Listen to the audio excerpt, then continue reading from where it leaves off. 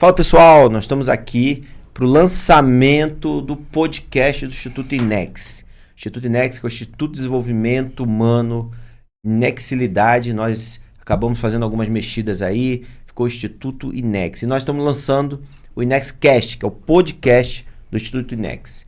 Eu, Hamilton Augusto, Tiago Felipe, meu parceiro, meu sócio no Instituto INEX, gente que tem uma proposta de trabalhar empreendedorismo, trabalhar inteligência emocional, trabalhar network. Então, o Instituto INEX que nasceu com esse viés, com esse propósito, né? De somar, de multiplicar capacidade, de construir propósito, de transformar vidas. Então, recebendo aqui o Tiago, vai falar um pouco mais do que faz, do que é o Instituto INEX para ele. E nós hoje vamos receber, ele vai se apresentar logo logo, aqui o meu amigo Felipe Alves, que é presidente do Idealis. Idealis, que é uma agência de publicidade, de marketing, atua no campo político, atua no campo empresarial e está fazendo esse mês 5 anos. Mas daqui a pouco ele vai falar melhor sobre isso. E aí, isso aí. E hoje, né? Hoje começamos aí com o INEXcast com o Felipe. E a minha parte aqui é a parte daquela do coach, né? A parte de perguntas aqui que vou fazer pro Felipe, que vou mexer com a estrutura dele, hein? Vamos trabalhar essas emoções dele e ver como é que ele tá com o equilíbrio emocional, porque ser empresário tem que ter inteligência emocional nos dias de hoje. E vamos ver se o Felipe tem esse tipo de inteligência, hein? Vamos dar uma olhadinha aqui hoje. E aí, Felipe? Manda aí. Primeiro, muito obrigado, Thiago, pelo convite, pela oportunidade de estarmos juntos aqui. Rapaz, eu fiquei preocupado agora, hein? Mas vamos lá, tô à disposição e eu acho que esse bate-papo vai muito agregar pra gente, pras pessoas que estão em casa assistindo, porque essa é uma área que está muito em alta, né? A sua consciência, a sua performance mental, na tomada de decisões no dia a dia, acho que isso todo brasileiro e todo empresário de sucesso tem que se preocupar com essa área, porque ela é muito importante nos resultados dos negócios. Então, obrigado e vamos lá. Eu prometo tentar responder tudo. Então já que você promete responder tudo, já começa com a primeira pergunta, que não é uma pergunta. A gente quer que você se apresente para que as pessoas te conheçam por você, né? A gente que trabalha na área de desenvolvimento, a gente costuma dizer que a gente pergunta quem é a pessoa e a pessoa fala nome e CPF, né? Identidade. Na verdade, muitas vezes não é isso. Então, quem é o Felipe, o que o Felipe faz, de onde o Felipe veio, o que é o Idealis, como que você se posicionou no mercado e hoje desenvolve. Fala um pouquinho do que é. Então vamos lá. Felipe Alves, 30 anos, trabalho com comunicação há 10 anos já, sou natural de Brasília, então moro em Brasília, morei até 2021. 2021 fui convidado para um desafio em Goiânia, fui secretário em Goiânia, prefeitura de Goiânia, o secretário mais jovem até hoje da cidade de Goiânia. E depois de Goiânia vim para São Paulo há 2 anos, vim para São Paulo no dia 8 de janeiro, que é um dia que vai ficar marcado na história do país, então eu também não esquecerei do dia que cheguei aqui, porque é uma data que está sempre sendo noticiada e foi uma data onde aconteceu fatos importantes para o país. Formação em gestão pública, pós-graduado em comunicação digital pela ESPM aqui em São Paulo, sou diretor de fotografia, participei de campanhas como a do prefeito de Sorocaba, Rodrigo Manga, tive 2 empresas antes de ter a Idealis Comunicação, que neste mês faz 5 anos.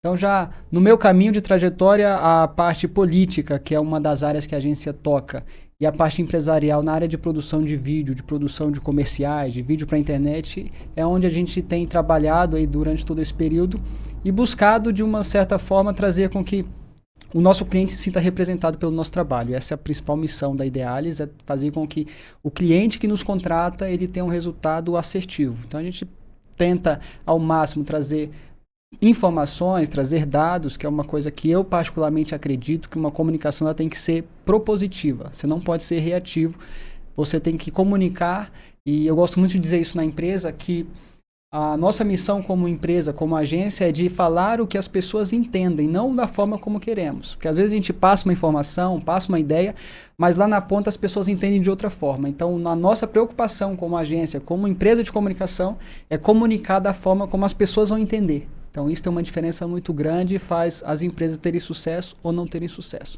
Então, um pouquinho de mim, sou flamenguista, graças a Deus. Tinha que ter um defeito. Muito flamenguista, adoro ir ao Maracanã ver jogo, adoro ir ao estádio de futebol também aqui em São Paulo, ver os outros times jogar. Mas meu coração é rubro-negro, pratico tênis, então adoro tênis, é um esporte que eu posso falar um pouquinho disso adiante, é um esporte que para a vida profissional ele traz ferramentas, ele traz aprendizados que é importante na vida de um empresário. Fui jogador de futebol profissional, então tem um pouco, o esporte se confunde um pouco com a minha vida empresarial e com a minha vida como pessoa que sempre acreditou que poderia chegar mais longe. Então, o Felipe é uma pessoa muito determinada e muito focada naquilo que ele tem que fazer. Então, acho que boa parte da minha caminhada se traduz nisso aí. Bacana. E aí, Thiago? E disso aí, o que você extrai? Eu tô preocupado com o Thiago. Começar a perguntar. Não, você falou Fiquei preocupado agora. Você falou algo bem interessante sobre quem é você, mas o interessante que para mim foi o seguinte. Você trabalha com comunicação. Muitos dos seus clientes sabem responder essa pergunta, porque se ele não sabe quem ele é, o que ele comunica? Como é que você consegue ajudar ele nesse processo? Eu posso usar um exemplo aqui de um prefeito que nós fizemos a campanha em 2020, que começamos a estudá-lo de forma prévia para quando começasse o trabalho a ser feito. E muitos políticos, eles têm a percepção dele, como você disse. Ele sabe quem ele é, mas ele não tem a percepção do que as pessoas acham dele, ou do que as pessoas pensam que ele é. Às vezes o cara acha que ele é o melhor, que ele é muito bom comunicador, que ele traduz com clareza as ideias, isso na cabeça dele.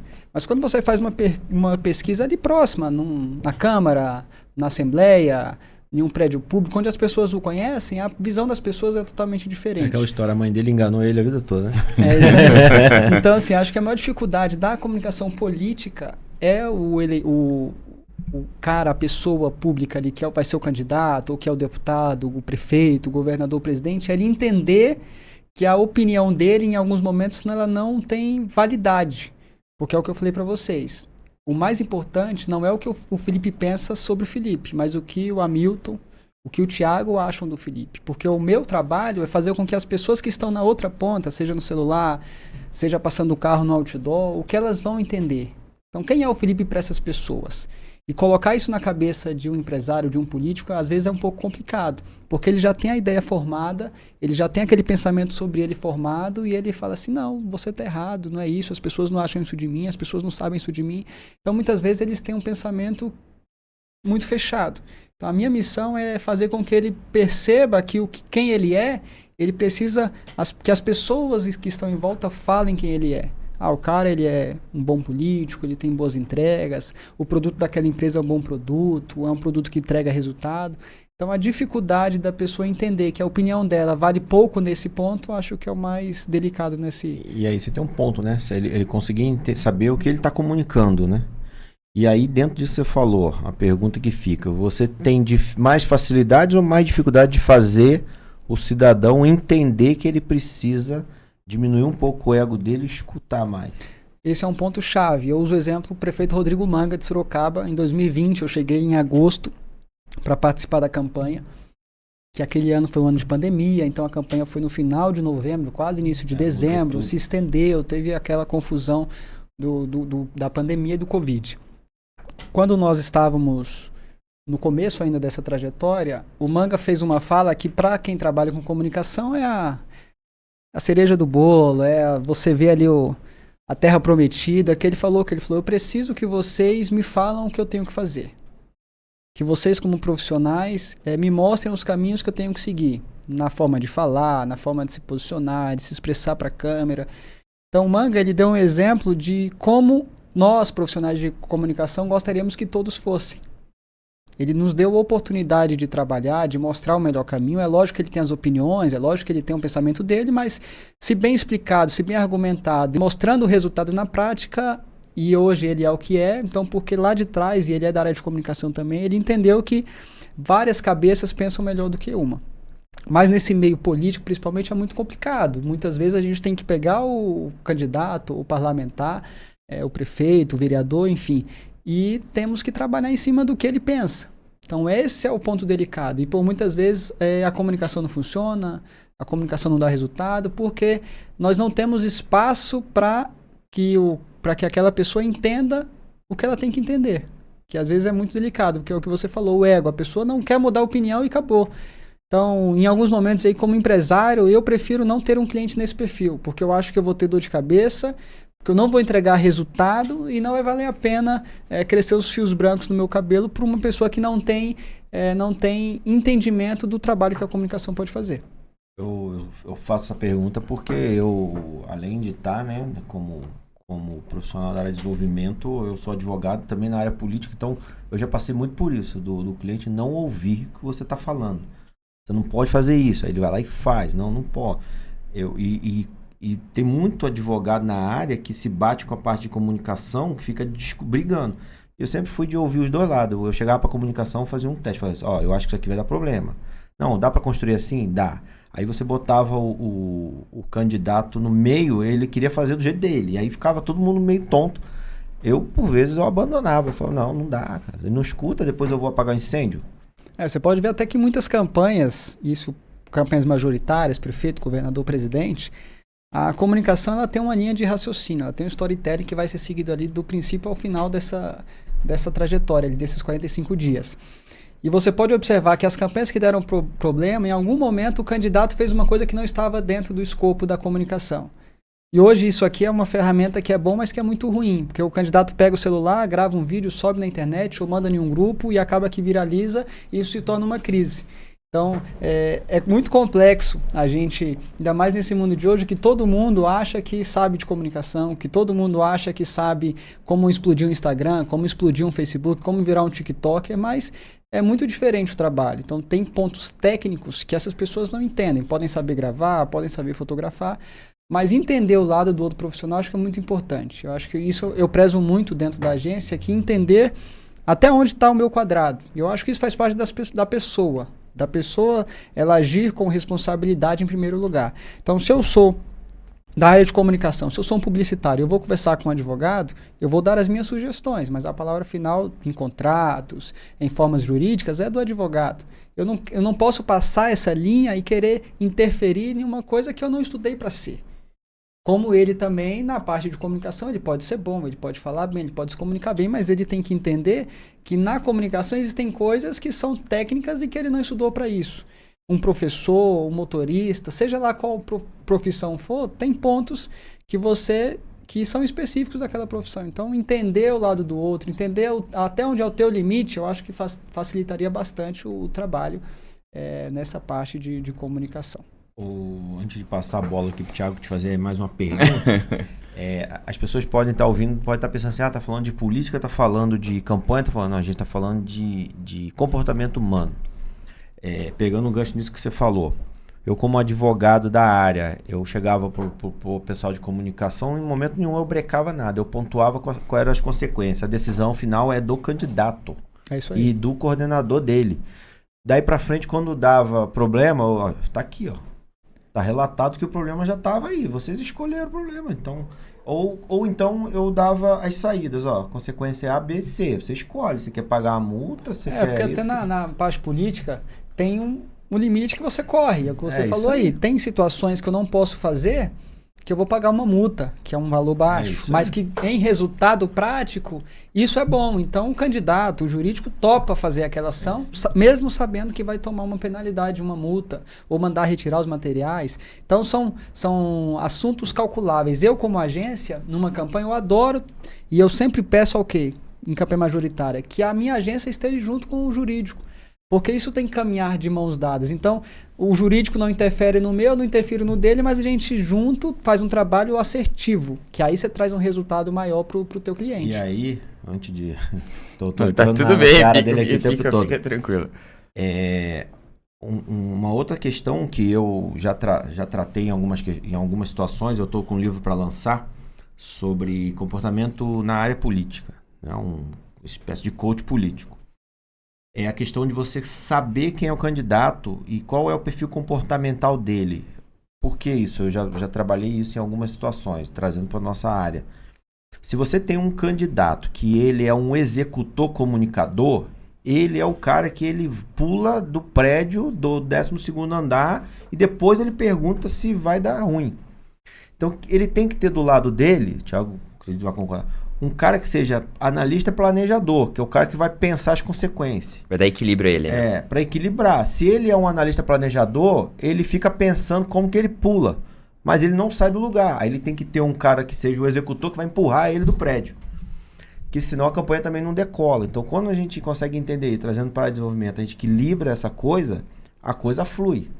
Porque ou o cara, senão o cara fica letárgico, não sai do lugar. Sim. Ou então ele é o cara que ele mete o louco, deixa todo mundo doido e não vai. E a campanha desanda de um jeito absurdo, né? Porque você imagina, assim como qualquer sociedade empresarial, relacionamento, se você tem 2 executores, imagina a loucura que sofrimento. É. Você vai sofrer. Vai, porque o executor é aquele tipo de pessoa que, se falar assim pra ele, olha, pra você ganhar dinheiro, você tem que investir em tal coisa. Ele já investiu, ele nem pensa. Não, mas da onde saiu o dinheiro? Não quero saber. Agora, se ele tem um planejador, analista, o cara vai fazer conta. Peraí, deixa eu ver qual é o risco, para onde que vai, de onde que vem, né? Então, todo balão tem que ter um contrapeso, senão ele vai embora, o vento leva. Não é isso? Até eu peguei o celular aqui para pesquisar.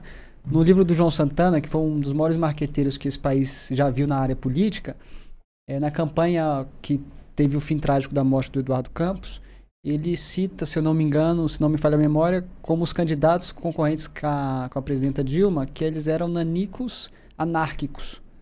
E aí, alguns anos depois, onde ele faz uma entrevista que virou esse livro, O Marqueteiro no Poder, o repórter pergunta para ele por que ele falava essas coisas dentro do cenário. Eu acho que isso vai muito ao encontro do que a gente tem falado aqui.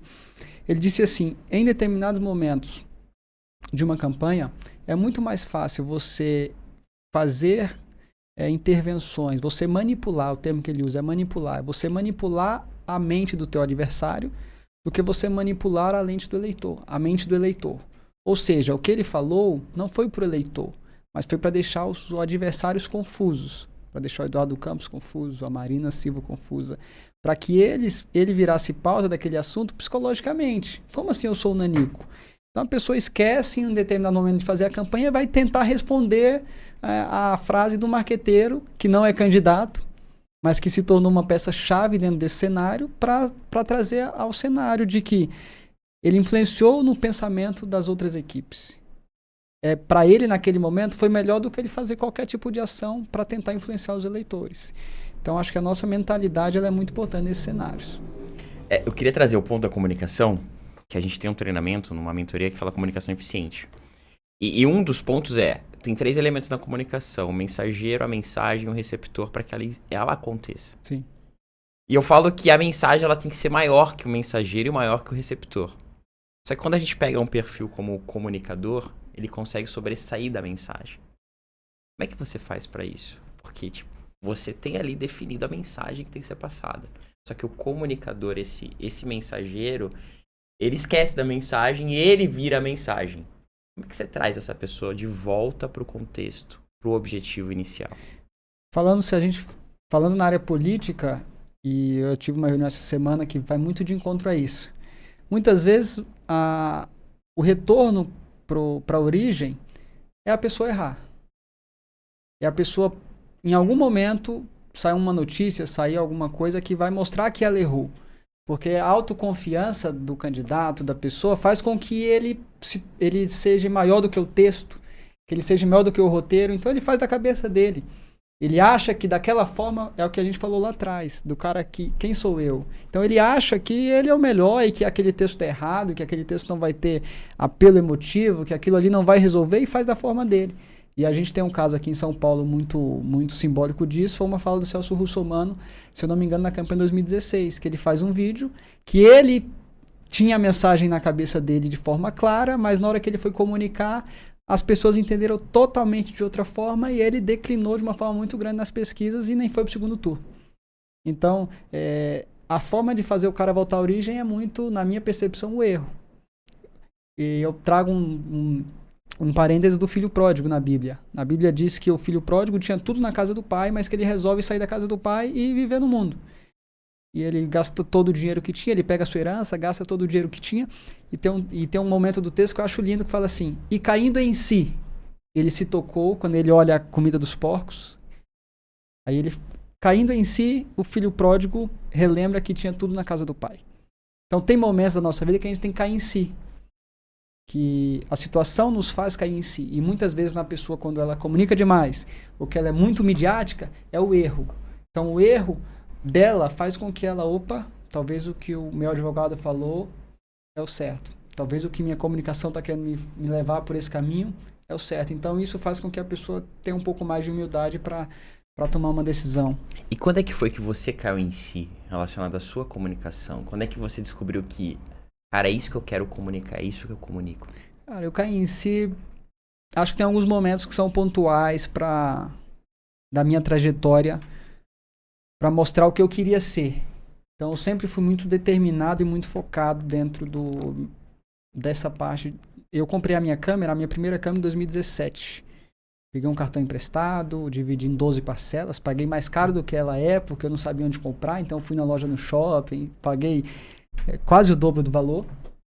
Mas acho que o primeiro momento que me fez cair em si foi quando, de uma forma muito grande, eu fechei um contrato com a maior rede de pizzarias de Brasília, que é a Rede Pizzaria São Paulo. Até um dono é um paulista que abriu lá. Que legal. E fiquei por um bom trajeto dentro dessa pizzaria com a minha agência, fazendo ela. Então era a conta principal, a conta que mais me demandava tempo. E parei de fazer a Rede São Paulo quando nós inauguramos em Brasília. Nós, que eu falo, a empresa inaugurou a maior pizzaria do país, com 1.400 lugares sentados para 1.400 pessoas comerem pizza rodízio. Então você imagina a loucura que era isso, a quantidade de pizza que tinha que ser feita, o tamanho do espaço, como comunicar, então como mostrar às pessoas que mesmo em um grande volume manteria a qualidade do produto. Então acho que esse foi um primeiro momento, um primeiro desafio. No segundo momento, acho que a campanha do Rodrigo Manga em Sorocaba, em 2020, é um momento onde eu mudei o meu estágio, eu posso assim dizer. Então eu não é me vangloriando, mas eu tive um papel determinante na campanha do próprio prefeito. Ele mesmo fala isso, tem alguns vídeos dele falando sobre isso. Então, acho que esse momento foi o momento que eu falei assim, eu tenho potencial. Eu estou fazendo aqui, não é porque o cara me contratou, mas é porque eu faço um bom trabalho. Eu sei fazer. Eu sei o caminho que eu tenho que percorrer. Então, a campanha do Manga em 2020 me mostra que eu era um profissional, que eu tinha futuro. E às vezes a gente faz e entra no costume do dia a dia, né? Vira uma rotina. Mas em alguns momentos a gente precisa ter gatilhos que nos façam entender que a gente pode ser melhor, que a gente pode fazer mais, que a gente não aprendeu tudo. Acho que isso é uma parte muito importante. Mesmo há 10 anos, há 5 anos, há 15 anos trabalhando com um tema, você nunca vai saber tudo. Então tem que estar sempre disposto a entender o cenário, entender como que está aquele momento e trabalhar para que você possa alcançar mais. Eu acho que esse momento da campanha do Rodrigo Manga 2020 foi um momento crucial e que me fez abrir os olhos para o que eu estou plantando, para o que eu estou colhendo hoje e para o que eu estou plantando para o futuro para colher. Legal.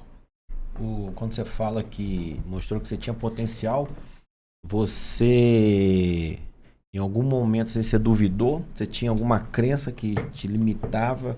Que de algum momento você não acreditou no seu potencial? Você tinha você suplantou essa crença? Eu acho que isso acontece até hoje. É do ser humano, muitas vezes, olhar o desafio na frente e se reduzir de tamanho. Então, existem situações que eu olho e falo assim, pô, como é que eu fiz isso? Eu olho para trás e falo, caraca, foi o Felipe que fez? Mas se eu tivesse... E muitas vezes, em muitos momentos a gente acontece isso. A gente vê o gigante e fala, pô, esse gigante aí eu não vou conseguir vencer. Esse gigante eu não vou conseguir fazer. Esse cliente eu não vou conseguir contornar ele. Ele tem um ego difícil. Como é que eu vou continuar? Como é que eu vou mostrar meu trabalho para esse cara? Pô, esse vídeo aqui a outra agência faz melhor. Então, eu sempre tracei um objetivo para mim. Eu tenho aquele objetivo, mas vai ter um morro no meio do caminho. Qual é o caminho? O que eu tenho que fazer para passar esse morro para chegar no meu objetivo? Vou ter que explodir dinamite, vou ter que fazer uma pista. Então, nos momentos de dificuldade que eu enfrentei na minha vida empresarial, e isso a igreja me ensinou, quando líder de jovens, quando eu planejava um evento, eu sempre planejava todo o evento, porque eu sou muito de escrever. Até hoje eu gosto de anotar, depois eu jogo pro computador. Eu planejava o evento e eu listava o que poderia dar errado. Tá.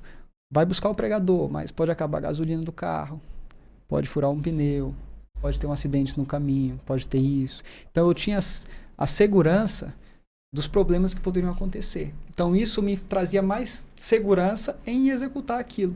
Então acho que quando os problemas vieram e vêm, eu não tiro o meu olho do foco, do objetivo. Você sabe que isso é estoico, né? Os estoicos usam esse formato de lidar com as situações. Eles analisam qual é o pior cenário disso aqui para poder eles analisar e falar, é isso aqui? Então tá bom, então vamos lá. Então ele já sabe o que é o pior, o que pior pode acontecer para poder ultrapassar aquilo ali. E até no que eu disse aqui a vocês, que eu me preocupo como a mensagem chega. Então eu tenho que pensar de uma forma fora da caixa. Eu tenho que pensar naquele vídeo, naquele post, naquela matéria que vai para o jornal, como as pessoas vão entender isso. Então isso é entender o cenário e trabalhar para minimizar os riscos, para minimizar uma crise, para trabalhar sendo com uma retaguarda de informação, com uma proteção que ela é importante. Mas a questão dos desafios, eles são diários. Você acorda, você tem desafios, você tem dias bons, dias ruins. Mas se eu poderia dar um conselho para as pessoas é que não tirem o olho do foco. Tenha um alvo determinado, trabalhe, caminhe por aquele alvo. Porque a partir do momento que você tira o olho daquilo, a tempestade vai ser maior. E eu gosto muito da Bíblia. A Bíblia é um livro fantástico. Que tem um texto que fala que o barco dos discípulos estava balançando em meio à tempestade. E Jesus veio, andou sobre as águas. E Pedro, que era o discípulo mais nervoso, temperamental, talvez se fosse o colérico hoje, da história. Talvez se fosse hoje, Pedro não seria discípulo de Jesus, porque ele ia cortar a orelha de ele ia, Pedro era um moleque doido, um termo bem popular. E Pedro olha, no mar não tinha refletor, então ele olha assim, é um fantasma aquilo ali que está vindo. Aí Jesus fala assim, Pedro, não sou eu. Aí Pedro era meio ousado, Aí Pedro falou assim, Jesus, é o Senhor mesmo? Então manda eu andar por cima das águas. Aí Jesus falou, Pedro, vem. Pedro sai do barco, começa a andar sobre as águas. E a Bíblia, por isso que eu gosto dela, ela é tão fantástica, que fala aqui no versículo seguinte, Jesus mandar Pedro ir, Pedro sai, Pedro começa a andar sobre as águas. Ou seja, ele começa a viver o milagre ali naquele momento. E a Bíblia diz assim, e Pedro, dando ouvido à tempestade, começou a naufragar. Começa a duvidar, começa a ficar com medo. Ou seja, ele tinha um alvo fixado que era andar até Jesus, por cima das águas. Essa era a mensagem, andar. Isso. Ele andou, ele saiu do barco, ele andou sobre as águas, mas a Bíblia fala que ele começou a ouvir a tempestade, que sempre esteve lá. As distrações. Sempre esteve lá. Ele tirou o foco de Jesus, ele começa a afundar. Então, assim é a nossa vida. Se a gente tem um foco, vai vir tempestade, vai vir dificuldade financeira, vai vir dificuldade de relacionamento, vai vir problema na família, problema no carro, problema no time de futebol, problema na sua diversão. Mas se você tirar o olho do teu objetivo, você vai naufragar. Você vai se entregar à depressão, você vai se entregar aos problemas. O teu problema vai ser maior do que a tua solução. Tem eu estudo muito a parte, está muito ligado, a questão da espiritualidade, que nada tem a ver com religião. Sim. No desenvolvimento humano também a gente acaba estudando muito essa parte. E tem um texto que diz que quando há propósito, não há dificuldade. Quando você sabe qual é o propósito, todo o resto é desafio. Isso aí. E é igual o joguinho do Mario, Você vai chegar lá no meio do coisa, tem que passar do monstrão e vai embora, e vambora. Mas é basicamente isso, foco. Na agência, você falando isso, me veio uma frase que eu sempre falo com as meninas lá. Elas me trazem um problema, eu pergunto para elas, qual que é a solução? Elas, temos o problema, como é que a gente resolve? Então a gente tem que sempre pensar na solução. Se a gente pensar no problema, é depressão, é dificuldade, é desânimo para levantar da cama, então a gente vai se entregar. Eu acho que se entregar não é opção. Então o problema vem, dificuldade vem, mas a mentalidade, o pensamento tem que estar no teu alvo e no teu objetivo, porque senão você não vai chegar. E todo problema vem com a solução, Isso aí. Não tem problema sem solução. É isso aí. E falando sobre mensagem, qual foi a mensagem mais difícil que você já recebeu, que você teve que desenvolver, trabalhar ela? Porque você, como um comunicador, você passa muita mensagem. Mas qual é a mensagem que você já recebeu que foi a mais difícil para você? Agora você me abraçou sem estar perto. A mensagem mais difícil, eu tenho uma particularidade que eu ouço muito, Sempre fui um cara que sempre ouvi muito. E ouvi muitas pessoas de fora quando elas falarem do Felipe. Teve alguns momentos, teve uma reunião em 2017, se eu não me engano, ou foi 18, na campanha 2018. na campanha de governo em Brasília que eu participei. Minha primeira campanha majoritária. E assim, aquele menino novo, eu tinha 3 anos que eu estava na parte de comunicação política, então eu tinha espaço, eu estava em mesas importantes, mas eu não tinha autoridade para falar. Né? A gente sabe que tem mesa que a gente senta que a gente vai ser o principal e que vai falar. Tem mesa que a gente senta que a gente só vai ouvir. E naquele momento eu não percebia, eu não tinha essa percepção. E a gente estava discutindo um assunto que tinha totalmente a ver com comunicação. E aí estava sentado nessa mesa os presidentes dos partidos na época, o coordenador da campanha, as pessoas pensantes da campanha. E eu me expus, eu falei, achando que estava abafando. Mas aí acabou a reunião, o presidente de um desses partidos pediu para uma pessoa falar comigo, falou, Felipe, algumas falas suas são importantes, mas eu acho que você tem que ter mais calma e tem que ter mais tranquilidade. No português bem claro, segura a bola. Baixa a bola porque tem momentos que você fala e momentos que não. Então esse momento para mim foi um momento assim, foi um puxão de orelha e que eu poderia espernear, que eu poderia questionar, que eu poderia chegar no presidente e falar, presidente, você está ficando maluco, isso aqui eu estou falando com propriedade. Mas eu escolhi entender o recado, entender a mensagem e mudar o que eu precisava mudar naquele momento. Então assim, foi um baque que foi necessário para formar e para moldar o Felipe que o Felipe é hoje. Então acho que essa mensagem que eu me recordo agora foi a mais importante, a que mais doeu dentro do Felipe. E qual foi a mensagem mais difícil que você teve que passar? Ah, essa é difícil, hein? Essa é difícil. Agora você... O bicho é ousado, né? Não vale dizer que foi demitir alguém, né? Eu demitir ou passar algo para alguém, né? Demitir uma pessoa é sempre muito delicado, né? E tem até um vídeo agora circulando do Thales, que fala que empresa não é ONG, e ele fez um podcast ali, meio que um podcast com algumas pessoas que foram demitidas. E eu acho que demitir uma pessoa nunca é fácil, porque eu preciso me colocar no lugar daquela pessoa. Mas o meu perfil como empresário é de tentar e dar ferramentas para que o meu time que esteja em volta de mim cresça. Só que tem momentos que a pessoa tem que querer.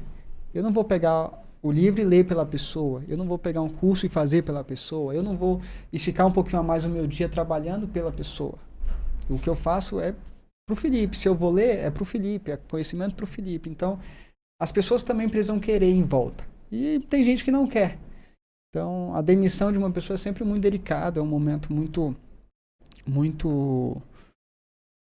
muito frágil em relação, porque querendo ou não tem uma pessoa do outro lado, tem uma família que às vezes é sustentada por aquele salário do outro lado. Então essa eu acho que ela sempre vai vencer e assim, o que me vem se eu lembrar durante o nosso papo aqui de alguma mensagem complicada, eu falo, mas eu acho que a demissão ela é sempre o principal ponto aí, é muito delicado. Então eu tento não demitir, mas quando vem na minha cabeça que tem que demitir também, eu não perco tempo e não fico medindo palavras, até para não ficar prolongando as coisas. Acho que não dá mais e ponto final. Eu lembrei, eu acho que teve um relacionamento que eu tive há uns 10 anos atrás. Eu acho que isso é uma mensagem um pouco... E aí comecei a namorar, fui na casa da menina, pedi para os pais e...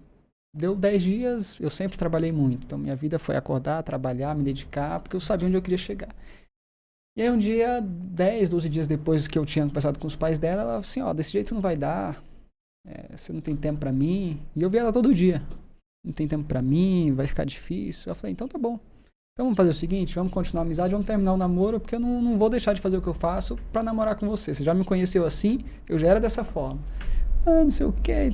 Não, tá terminado, eu também não quero mais. Agora sou eu que não quero mais. Então, assim, 12 dias depois de começar o namoro, um relacionamento, botar um ponto final, eu acho que essa mensagem foi uma mensagem complexa e que os pais dela não entenderam muito bem, mas eu acho que foi um momento E talvez crucial. Isso aconteceu no meio cristão, né? No meio cristão. Então, tipo, não é algo assim, eu terminei, amanhã tô com outra pessoa, não. Era algo sério. Sim, fui na casa dos pais, pedi namoro, dei aliança, fiz todo o ritual que precisava ser feito.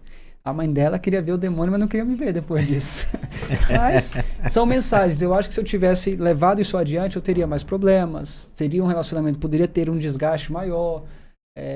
Eu poderia enfrentar dificuldades, ela também, que a gente não enfrentou porque eu decidi botar um ponto final naquele dia. Então passar mensagens difíceis é necessário. Com certeza é necessário. E às vezes mensagem interna pra gente, de falar assim, eu preciso mudar. Eu preciso passar a ouvir mais. Eu preciso melhorar esse ponto aqui. Eu preciso entender que isso aqui que eu faço não é bom, que isso é errado. Eu acho que a autorreflexão ela é importante também para que essas mensagens, muitas vezes você não vai externar, mas no teu pensamento vai vir e você vai falar, pô, se eu continuar assim, se eu for um empresário que não cumpre os meus compromissos, eu não vou ter vida longa. Eu não preciso falar isso. Eu penso e eu sei que a partir desse pensamento eu preciso ter mudanças que me façam ser alguém melhor. Eu acho que a autorreflexão é muito importante nessa mensagem para mim. Porque às vezes a gente está muito preocupado em falar para o Hamilton, em falar para o Thiago, falar para o João, para a Maria, e esquece de falar para si. Acho que essa é a principal mensagem, a mensagem mais difícil de muitas vezes entender. Tem até tem trechos, né, de escritos que fala, né? O mais difícil é se encontrar. Aí aproveitando, pegando gancho nisso que você está falando, da autorreflexão, aí você falou um pouco de como que você gosta de esporte. Como é que é a sua rotina no dia a dia? Eu pergunto isso porque eu, por exemplo, eu acordo bem cedo. Eu saio da cama. Essa semana que tá mais complicado, tá frio. Tá frio. Mas eu saio da cama antes das 5 da manhã, eu Corajoso. me isolo. Mas eu me isolo no escritório, sozinho, porque eu tenho o meu momento de reflexão. Eu faço a minha meditação, eu faço meu momento de ficar sozinho comigo. Não tem barulho, não tem ninguém falando, não tem som de nada, só eu. Aí é o momento que eu me escuto, que eu reflito, que eu penso. Se ponho em prática é outra história, mas eu faço uma análise geral de tudo, Sim. do dia, do momento. Aí dali eu parto pro dia. Já calculei também o que eu vou fazer e tudo mais. Além do que à noite eu tenho o hábito, tinha mais, hoje em dia menos, mas eu acho que é muito importante, de escrever, como você falou, eu gosto de escrever, escrever o que eu tenho que fazer no dia seguinte para esvaziar a mente, porque senão a gente fica com aquilo na cabeça, o que eu tenho que fazer, tenho que fazer aquilo. Colocar no papel tudo que eu tenho que fazer, que eu não tenho, tudo que está na mente para esvaziar a cabeça e dormir tranquilo. Então eu costumo dizer que eu, graças a Deus, eu durmo igual pedra. Nada me atrapalha para dormir, a menos que eu coma uma carne tarde da noite, aí eu durmo pesado, fico... Sim. Fora isso, não tem problema que me tire o sono, porque eu tiro o problema da cabeça. Hoje menos. Aí você falou que você gosta de escrever, né? Então, como é que é a sua rotina no dia a dia? Eu tenho um problema. Acordar cedo, muito cedo, para mim é uma dificuldade. Acordo quando tem que acordar, mas assim, acordar antes das 7, 6h30, 6, 5 é uma dificuldade. Eu não gosto. Eu gosto de dormir bem. Então tem dias que eu prefiro dormir um pouco mais para exatamente esvaziar a mente, ter mais tranquilidade nas decisões. Então, meu dia é muito no escritório, muito em reuniões, procuro fazer esporte pelo menos 2, 3 vezes por semana, e às vezes o espaço que sobra é 10 da noite, eu faço tênis, tem dia que é às 10 da noite, 10 às 11, então horário tarde, porque isso é o que me alivia, é o que me traz paz, é o que me traz tranquilidade, é o que me faz desligar do mundo, e aí eu até disse isso no começo, o tênis é um esporte que ele exige que você faça isso. Se a tua parte mental, se você não estiver 100% focado na prática do tênis, você não vai ter resultado. Você não vai sair bem. Então a constância, a mentalidade ali em estar focado exatamente só naquilo. Se você ficar pensando no teu dia como foi, no teu dia como vai ser amanhã, você não terá resultado dentro da prática esportiva. Então meu dia é muito isso, é muito trabalho. Gosto de viajar, às vezes pego o avião, vou viajar para ir ver o Flamengo, para quebrar a rotina, vou e volto, vou no dia do jogo, volto outro dia cedo, mas para ter uma quebra na rotina e para poder, a partir desse momento, refrescar a mente, refrescar o visual. A gente que trabalha com comunicação tem uma coisa que acontece que é muito comum, poderia dizer assim, que é a gente está escrevendo um texto, a gente está fazendo um vídeo, a gente está corrigindo alguma coisa, o nosso olhar fica cansado e fica... a criatividade some, né? Some. E muitas vezes os erros que tem ali, eles passam de forma... Eles passam. Se você não pegar aquilo e botar para uma pessoa que não está ali lendo aquilo todo dia, ler ou fazer uma correção, vai passar erros, porque a tua mente já está viciada naquele texto, naquele vídeo, naquela legenda. Então, às vezes eu dou essa quebra na rotina para poder minha mente... Eu vou passar mais raiva, né? Porque você vai para o estádio, você não vai para ficar mais feliz. O Flamengo é um bom time, mas passa raiva na gente. Então, eu vou passar raiva, mas eu vou me desconectar, pelo menos ali por 90 minutos, 1h30, do meu mundo aqui fora. Então, quando eu saio mais com a mente mais fresca, com o pensamento mais limpo e pronto para poder voltar ao trabalho. Então, meu dia é muito isso, é muito trabalho, muito relacionamento, muitas reuniões e tentando mais, a cada dia implementar mais a prática esportiva dentro do meu dia a dia. E aí, você falando de relacionamento, a importância do network para o Felipe que lá atrás começou até o Felipe que está aqui agora? Cara, o network é essencial. Hoje, tua empresa pode ter o melhor produto, você pode prestar o melhor serviço, mas se você não tiver networking, dificilmente você vai alavancar as tuas vendas, os teus negócios, os teus projetos. Só que tem uma coisa no network que pouca gente fala. Se eu estou tendo network contigo, com a Milton e com o Thiago, não é somente o que vocês podem me oferecer, mas o que eu posso oferecer para vocês. O network é uma troca de gentilezas, uma troca de favorecimento, se eu puder usar esse termo. Então tem coisas boas que eu posso agregar e também vou ser agregado pelas coisas boas das outras pessoas. Então é uma via de mão dupla. É como um relacionamento. Eu entrego e recebo, eu entrego e recebo, eu entrego e recebo. Então a partir do momento que eu percebo isso e que eu entendo que eu preciso entregar para receber, o meu círculo de network ele vai se aumentando. Porque um bom empresário, ele quer sentar na mesa com outro empresário para passar a ideia dele, mas também para receber. Ele pode não expor isso, mas ele senta com a pessoa para também absorver. Então o network ele é fundamental, a pessoa, na minha percepção, primeiro entender que é importante ela também ter alguma coisa para dar, não só para receber, porque senão fica uma coisa que fica que só suga, mas que não entrega. E ele é fundamental, dupla, né? É uma via de mão dupla. Então muita coisa que eu faço hoje, se eu não tivesse conhecido pessoas no meio do caminho, eu não faria. Porque o relacionamento é fundamental nos dias atuais. Porque empresa de produzir conteúdo, empresa de produzir vídeo, empresa de cuidar de rede social, tem várias. Mas 90% dos meus clientes foi alguém que me indicou ou alguém que conheceu o meu trabalho através de outra pessoa. Então, e até um desafio que eu tenho, que as meninas me convenceram na agência, é de gravar. Eu gravo pouco, mas elas falam, não, você tem que aparecer, você tem que ser o cara da agência, a agência tem que ser a sua cara. Então, são desafios que a gente enfrenta, mas que o network me trouxe portas que talvez o meu trabalho não traria. Mas eu tenho que entender que o network ele só existe porque o meu trabalho é um bom trabalho. Senão, tem outros marqueteiros, tem outros produtores de vídeos que as pessoas vão indicar. Porque antes de indicar a pessoa por ser amigo, e no mundo empresarial isso tem bastante. O Hamilton é meu amigo, eu vou indicar. Não, ele é meu amigo, mas o trabalho que ele entrega é um bom trabalho? Se for um bom trabalho, eu vou indicá-lo. Se não for um bom trabalho, ele vai continuar sendo meu amigo. Mas eu não vou colocar o meu nome na lista preta de alguém por indicar um profissional que não vai entregar um resultado. Agora, se ele vai entregar, opa, tá aqui, ó. Esse advogado é bom, esse marqueteiro é bom, esse cara aqui para fazer tal coisa é bom. Então, acho que é uma via de mão dupla e as pessoas precisam entender que não é só receber, mas tem que também que oferecer alguma coisa em troca para ter um ciclo de network forte. Quando eu conheci o Hamilton, ele falou algo para mim assim, Thiago, toda sexta-feira, depois do almoço, eu deixo livre meu dia para fazer meu network. Sextou. Ele tira o tempo dele para isso. 2 horas para tomar café. Tomar café. É o tempo dele. Hoje você tomaria um café com quem? Se você pudesse tomar hoje um café com quem para aumentar a sua rede de contatos? Quem seria essa pessoa? A pergunta dele vai na veia, né? Estudou para isso. Cara, hoje eu tomaria um café com quem? Se eu for colocar a minha área de comunicação como uma área, eu tomaria talvez um café com 2 pessoas. Vamos lá, porque a gente pode marcar essa pessoa nesse podcast para ela tomar esse café contigo. Porque assim, uma é meu amigo e eu tenho até um tempo que não encontro, mas tomaria sempre um café com ele, que é o Pablo Nobel, da PLTK, o Bruno, da PLTK, o Arbex da PLTK, que é a agência de comunicação que faz o governador, que fez o Milei na Argentina. Então é um cara muito bom da minha área e que tem um pensamento mais de centro-direita. Não que ele tenha, mas que os clientes que ele trabalha são mais desse aspecto de centro-direita. E o segundo café que eu tomaria seria com o Sidônio, que hoje é o ministro de comunicação, que tem um pensamento dos clientes mais à esquerda. Para que eu pudesse, nessa mesa, nesse café, entender um pouco da visão de mundo do Sidônio e do Pablo e trazer isso para a minha realidade de comunicação.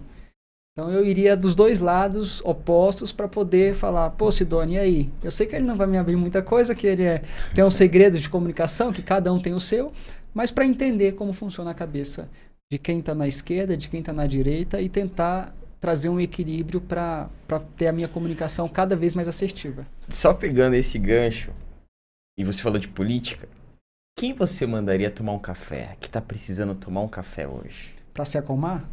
Para se acalmar ou para gerar relacionamento, né? Porque tá precisando aparecer ou de uma maneira voltar para o network. Quem seria essa pessoa que daria esse conselho para tomar esse café?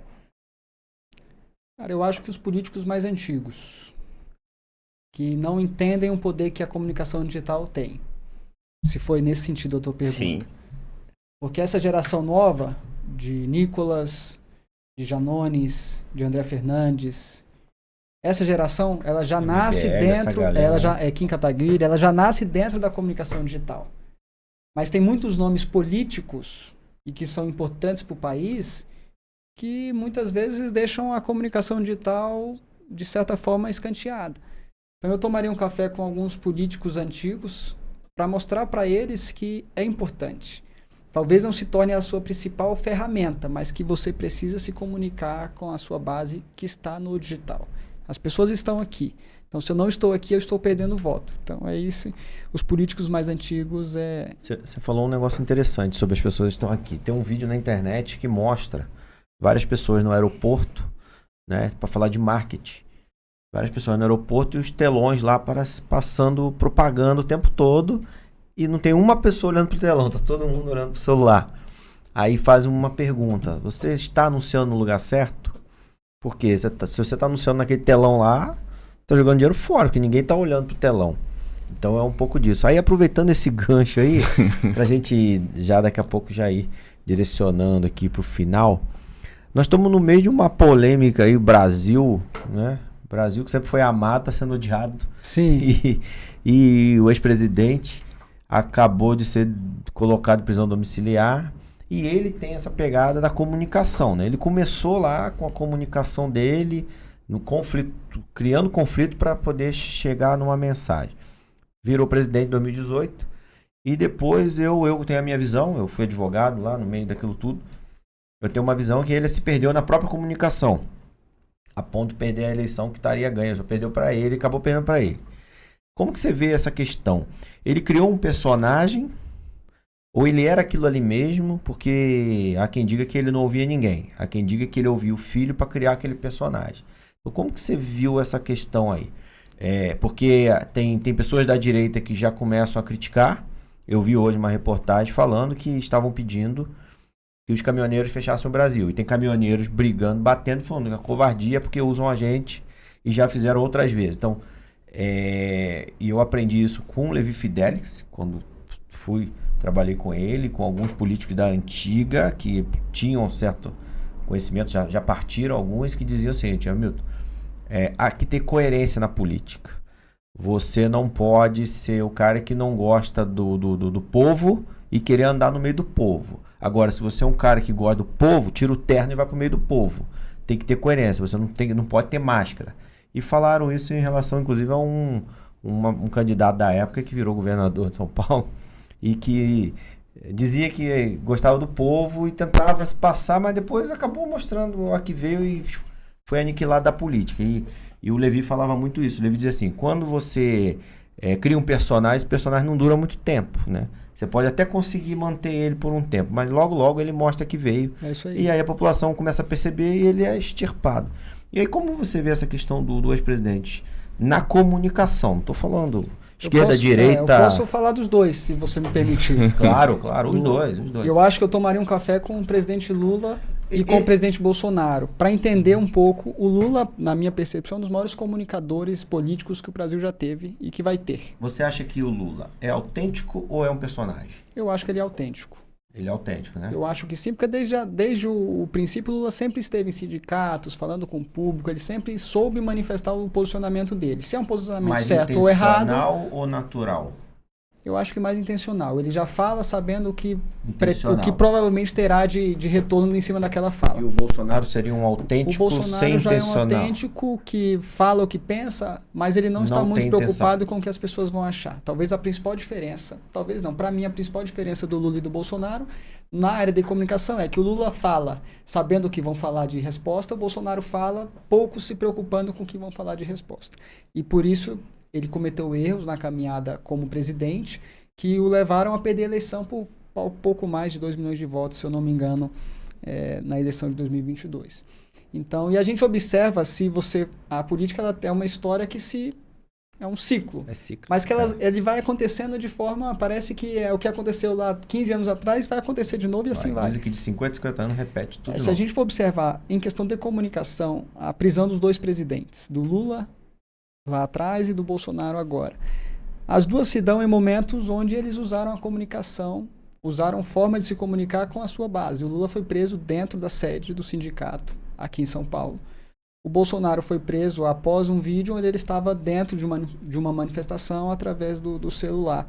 Não estou aqui para falar se foi certo ou se foi errado em nenhum dos 2 casos, mas para mostrar que eles estavam nos braços da sua base e eles foram levados para o cativeiro, saindo da sua base para o cativeiro. Então Lula fez questão de estar lá, sabendo que ia ser preso, sabendo que tinha um mandato de prisão, ele fez questão de ir para a sua base eleitoral para ser de lá levado para a prisão. E o Bolsonaro da mesma forma. Eu vou ser preso, o Alexandre vai mandar me prender, mas eu vou estar com a minha base. Então, nos 2 momentos de prisão, para mim, se passam várias mensagens na comunicação que eles quiseram deixar, não só para aquele momento, mas para, como a gente disse aqui, que é cíclico. Lá na frente as pessoas vão olhar para trás e falar, pô, olha a mensagem que o presidente Bolsonaro passou. Então você acredita que a prisão dele foi intencional? Ele se colocou na posição para ser preso? Eu acho que não. Eu acho que ele... Foi sem pensar, né? Da forma como ele sempre é, muito natural. Ele fez uma coisa que, para ele, não estava infringindo o que tinha judicialmente. E o juiz entendeu que não, que o que ele fez não poderia ter sido feito. Agora, lá atrás, o Lula, quando foi preso, né? Aí o Lula virou, acabou conseguindo se livrar dos processos, voltou mais forte do que estava e se reelegeu. Se elegeu. Você acredita que o Bolsonaro, até então, a análise que tínhamos, a análise do cenário político, nada de lado, não, o cenário político. Bolsonaro, em tese, estava enterrado politicamente, com exceção da base dele, que ele falava só pros dele. Várias pessoas da área já falavam isso, ele só fala pros dele, ele não consegue falar para fora, e muitos estão começando a dissipar, começando a buscar um outro candidato na direita que ainda não tem. Aí tentavam puxar o Tarcísio, o que prova que ele não é o Marte, o mito que ele imaginava. Mas agora, com a prisão, você acredita que ele volta? Ele acaba ganhando mais força para uma possível candidatura na frente? O mártir, né? Ou encerra de vez a vida política? Eu acho que a gente tem que, no contexto, e é um pensamento do Felipe, a gente tem que analisar vários fatores. O fator do judiciário no nosso país, esse é um fator. O segundo fator é um fator político-econômico do nosso país, que são as taxações, o relacionamento internacional com as grandes potências mundiais. E terceiro, as figuras públicas, né? No caso aqui eu vou usar sempre os dois, que eu acho que Lula e Bolsonaro, eles são opostos e sinônimos. E tem sempre um juiz aí no meio, né? Da outra vez tinha o Sérgio Moro, agora o Alexandre de Moraes, né? Que está em evidência. Então eu acredito que a direita, e eu ouvi uma análise que eu concordo em partes, e você falando isso, os números traduzem pra gente tudo isso, o bolsonarismo perde um pouco da sua base.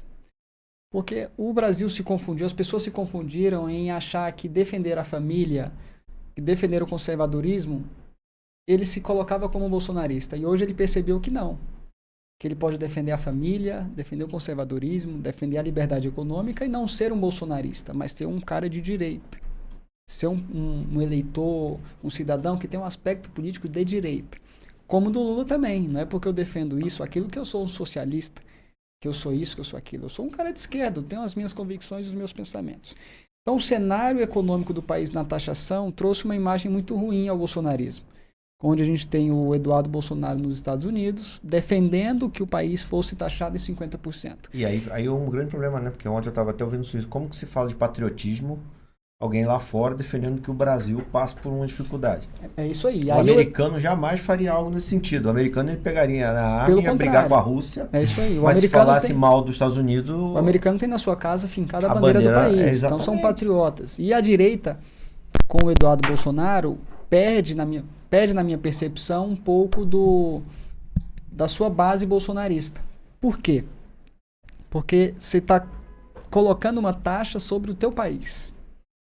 E não é uma taxa que vai afetar 1, 2 ou 3, mas vai afetar todo o país. E aí, detalhe, tá afetando uma base bolsonarista que é o agro, totalmente, né? Totalmente. Então, você já começa a perder um pouco aí da tua base bolsonarista. Ela se mantém de direita, mas ela deixa de ser bolsonarista.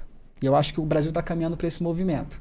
Deixar de ser bolsonarista, vai ter um grupo ali que vai continuar sendo bolsonarista, mas uma boa parte desse grupo vai vir mais para o centro e vai se falar, eu sou de direita e defendo os interesses que eu tenho como cidadão de direita. Não o que o Bolsonaro pensa, porque os bolsonaristas defendem o que o Bolsonaro defende, acabou, e para eles é o que é lei, o que é verdade, ponto final. O cara de direita, ele pensa mais um pouco e fala, pô, isso aqui é bom para o país, a taxação está me afetando, o preço vai aumentar, a carne vai subir o valor, o café já está nas alturas. Então trouxe uma narrativa para a esquerda em relação aos preços dos alimentos, do que for, ela ter uma narrativa de comunicação para se sair dessa posição.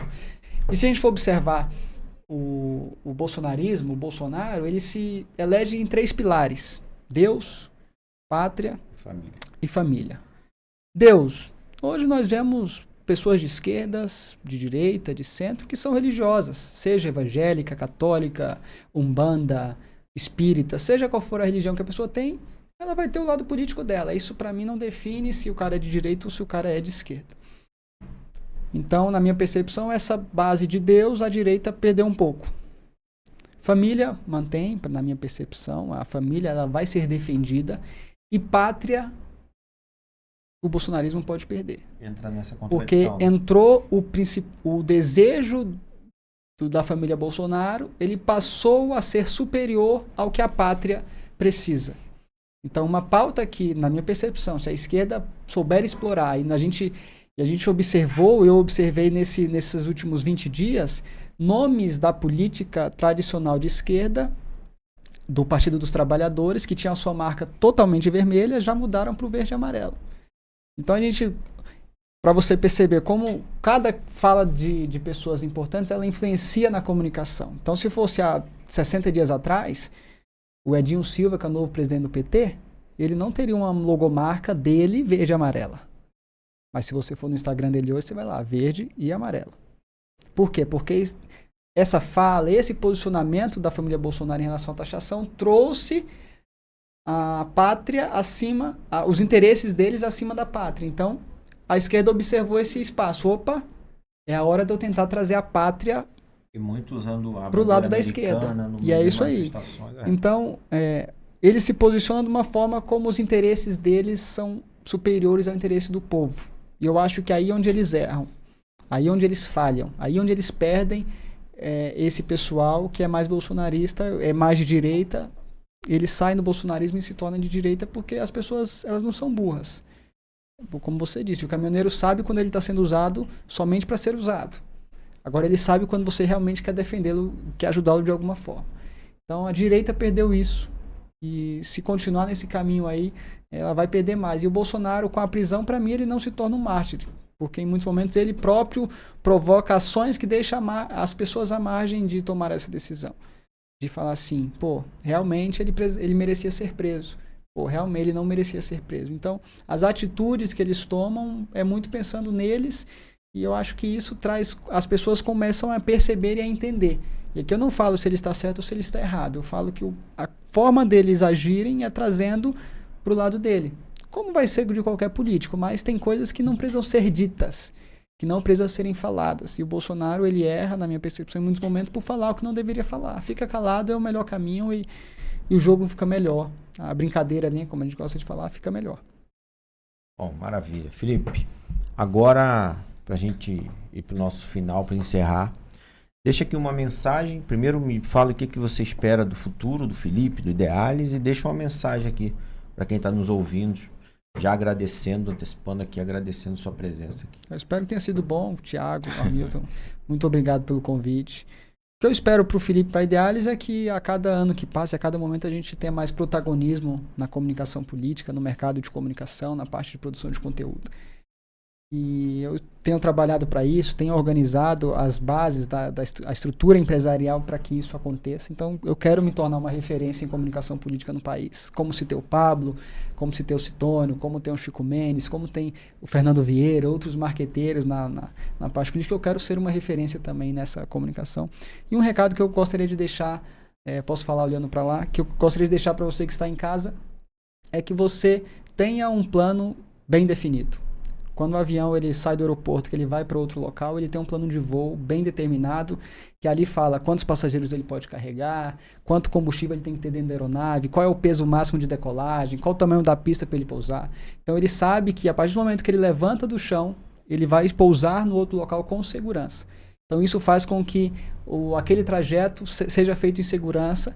E na nossa vida pessoal, empresarial, familiar, é da mesma forma. Então, se eu pudesse dar um conselho, tenha um plano de voo da sua vida, da sua empresa, da sua casa, dos seus investimentos, das suas conquistas, porque você vai sair do chão, em algum momento vai bater uma turbulência, o avião vai balançar, mas você vai ter um pouso em segurança e você vai chegar no seu objetivo. Então esse é o conselho, se eu pudesse dar, eu daria para você que está em casa. E mais uma vez, obrigado aí. Espero estar em outros momentos falando de política, falando de sociedade, falando de negócio e falando do Flamengo, comemorando os títulos do Flamengo. Essa parte final eu já não garanto. Eu botafoguense, eu gosto de cutucar ali, mas eu ia cutucar mais, mas primeira vez, deixa eu cutucar menos. Botafogo, é tempo de Botafogo. Maravilha, Felipe. Obrigado. Obrigado você, obrigado, Thiago. Obrigado, Hamilton. Deixar uma mensagem aí.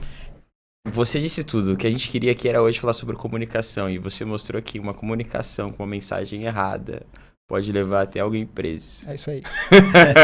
É sobre isso, gente. Obrigado, viu, Felipe? Valeu, obrigado. Valeu, obrigado. E você que está nos assistindo aqui, logo a gente volta com um novo episódio do InexCast. Curta, compartilhe e, enfim, serão episódios como esse aqui para destravar a sua mentalidade. Valeu. Entra a vinheta no ar.